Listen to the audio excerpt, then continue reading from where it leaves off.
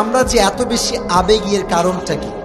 দেখবেন কোন যুবক স্কুলে পড়ে কিংবা কলেজে পড়ে, ওই কলেজে পড়া অবস্থায় একজন মেয়েকে দেখে ভাল লাগে, আর ওই যে আবেগটা শুরু হয়, ওই আবেগের কারণে, মায়ার কারণে যুবকের পুরো ক্যারিয়ারটাই নষ্ট হয়ে যায়।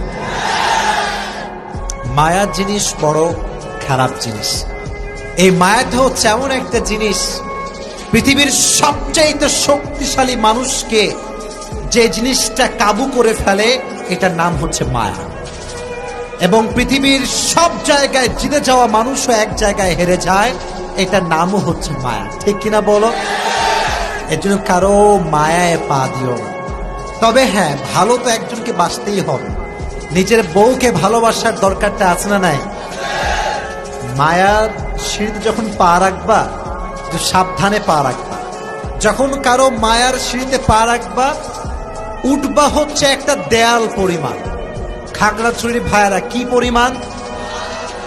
দেয়াল থেকে পড়লে একটু আঘাত পায়, কিন্তু পরে গিয়ে আবার ঠিক হয়ে যায়।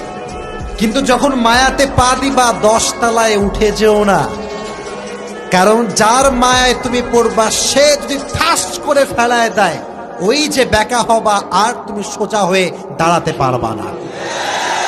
এজন্য এই মায়াকে নিয়ন্ত্রণ করবার